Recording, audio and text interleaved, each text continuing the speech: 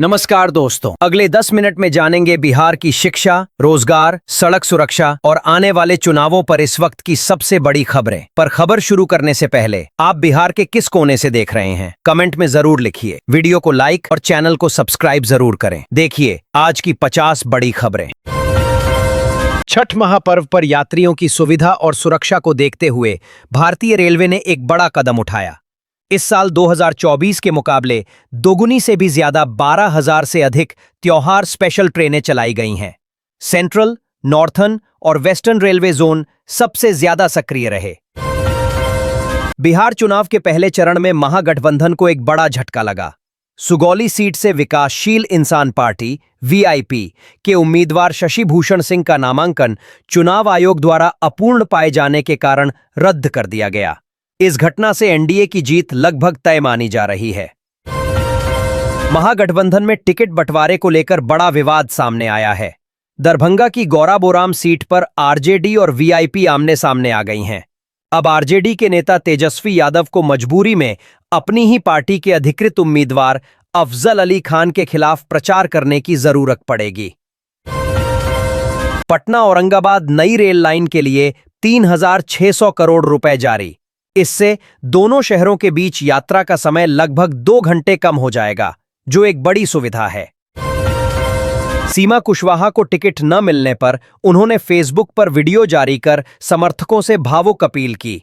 Party में विद्रोह के आसार दिख रहे हैं। पटना सहित बिहार के कई शहरों की हवा हुई जहरीली। AQI 250 के पार। धुंध और धुएं से लोगों को सांस लेने में भारी दिक्कत हो रही है। राज्य में 14,921 पदों के लिए नई भर्ती निकाली गई है। इच्छुक उम्मीदवार जल्द से जल्द ऑनलाइन आवेदन करें। आपको ये सुनहरा मौका नहीं छोड़ना चाहिए। पूर्णिया सांसद पप्पू यादव ने मुख्यमंत्री नीतीश कुमार को चुनाव के बाद कांग्रेस में शामिल होने का खुला ऑफर दिया है। उन्होंने कहा कि अगर नीतीश कुमार आना चाहते हैं तो कांग्रेस उनका सम्मान भी करेगी और स्वागत भी करेगी। वाल्मीकि नगर विधानसभा सीट से जन स्वराज पार्टी के प्रत्याशी दीर्घ नारायण प्रसाद का नामांकन सरकारी शिक्षक पद से समय पर इस्तीफा न देने के कारण रद्द कर दिया गया। जांच में पाया गया कि उन्होंने प्रमाणित प्रति जमा नहीं की थी। मोतिहारी के हरसिद्धि और अरेराज प्रखंडों में दीपावली की रात आग लगने की कई घटनाओं में 12 से अधिक घर पूरी तरह से जल गए, जिससे लाखों की संपत्ति का भारी नुकसान हुआ। शॉर्ट सर्किट को संभावित कारण माना जा रहा है। बिहार में 23 करोड़ की अवैध शराब और ड्रग्स जब्त। इस मामले में 753 लोगों को किया गया गिरफ्तार, जिससे पूरे राज्य में हड़कंप मच गया है। दिवाली के बाद 5,952 रुपए प्रति 10 ग्राम हुआ सोने का भाव। सस्ती दर पर खरीदारी के लिए बाजारों में ग्राहकों की भीड़ उमड़ी। ये खरीदारी का अच्छा मौका है। पिछले 48 घंटों में 55 नए डेंगू मरीज सामने आए, जिससे कुल संक्रमितों की संख्या 10,205 के पार। स्वास्थ्य विभाग सतर्क हो गया है। पटना पुलिस ने सूखे नशे के अवैध कारोबार पर बड़ी कार्रवाई करते हुए गर्दनीबाग थाना क्षेत्र से एक आरोपी सागर कुमार को धर दबोचा है। उसके घर से 892 नशीली इंजेक्शनों की बड़ी खेप, 36,000 रुपए नगद और 10 मोबाइल फोन बरामद किए गए हैं। पुलिस पूरे नेटवर्क की तलाश में जुटी है। महिला रोजगार योजना के तहत बिहार सरकार ने सभी पंजीकृत महिलाओं के बैंक अकाउंट में 2,000 रुपए की राशि सीधे ट्रांसफर कर दी है, जिससे उन्हें दीपावली के त्योहार पर बड़ी राहत मिली है। लाभार्थी जल्द अपना खाता जांच लें। केंद्र सरकार ने दीपावली और छठ पूजा के शुभ अवसर पर राशन कार्ड धारकों के लिए एक बड़ी राहत का ऐलान किया है, जिसके तहत उन्हें नवंबर से हर महीने 1,000 रुपए और 50 किलो मुफ्त राशन सीधे डीबीटी से बैंक खाते में मिलेगा। ई शिक्षा कोष पोर्टल के माध्यम से अब तक 23,000 से अधिक शिक्षकों का ट्रांसफर किया जा चुका है। शिक्षा विभाग में हलचल तेज है। केंद्र सरकार ने एलपीजी सिलेंडर पर सब्सिडी में बड़ी बढ़ोतरी की। अब प्रति सिलेंडर 300 रुपए तक की अतिरिक्त राहत मिलेगी, जो एक बड़ा फायदा है। बिहार और यूपी के यात्रियों के लिए 30 नई स्पेशल ट्रेनें चलाने की घोषणा। कोलकाता और गोरखपुर रूट पर भी यात्रियों को बड़ी राहत मिलेगी। भारत निर्वाचन आयोग ने राजनीतिक विज्ञापनों के लिए सख्त दिशा निर्देश किए जारी। मतदान से ठीक एक दिन पहले और मतदान के दिन प्रिंट मीडिया में किसी भी तरह के प्रचार पर पूर्ण प्रतिबंध लगा दिया गया है। अब केवल मीडिया प्रमाणन और निगरानी समिति MCMC की मंजूरी के बाद ही विज्ञापन प्रकाशित हो सकेगा। बिहार विधानसभा चुनाव 2025 में उम्मीदवारों के नामांकन में 15% की रिकॉर्ड तोड़ बढ़ोतरी दर्ज की गई है। इस बार कुल 5177 नॉमिनेशन दाखिल हुए। वहीं जांच के बाद 976 से ज्यादा उम्मीदवारों के फॉर्म रद्द किए जाने से चुनाव आयोग के दफ्तरों में हड़कंप मच गया है। गौराबोराम सीट को लेकर महागठबंधन में चल रहा टिकट विवाद अभी भी पूरी तरह सुलझा नहीं है। वीआईपी प्रमुख मुकेश सहनी ने साफ किया है कि संतोष सहनी ही महागठबंधन के एकमात्र उम्मीदवार हैं। किसी भी गलतफहमी को दूर किया जाएगा। सीवान के मलमलिया में 105 करोड़ की लागत से बने 4 किलोमीटर लंबे ओवरब्रिज की हालत बदहाल हो गई है। पीएम मोदी ने जिसका उद्घाटन किया था, उसमें 1.5 साल बाद ही गड्ढे और खुली हुई सरिया रॉड्स साफ देखी जा सकती है।